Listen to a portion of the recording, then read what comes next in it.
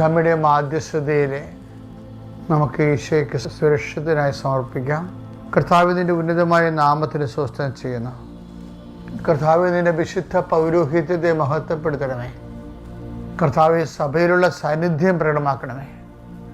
39 വർഷം ഞാൻ അർപ്പിച്ച കുർബാനയുടെ യോഗ്യതയാൽ കൃപാസ്ഥാനത്താറെ ജീവനോടെ പ്രത്യക്ഷപ്പെട്ട പരിശുദ്ധ അമ്മയുടെ മാധ്യസ്ഥത്തിന് ഞങ്ങൾ കണ്ണീരോടെ പ്രാർത്ഥിക്കുന്ന കർത്താവേ, ഞങ്ങളുടെ രാജ്യത്തിന് ഏറ്റവും വലിയ ദുരന്തമായ ഭീകരാക്രമണത്തെ, അതിലെ നിഷ്കളങ്കരുടെയും നിരപരാധികളുടെയും ജീവൻ പൊലിഞ്ഞതിനെ ഓർത്ത് രാജ്യത്തെ ദുഃഖത്തോട് ഞങ്ങൾ ഐക്യദാർഢ്യപ്പെടുത്തുന്നു.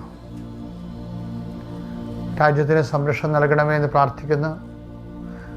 ദൈവത്തിൻ്റെ കരുണ അതിലേക്ക് ആവശ്യിക്കണമേ.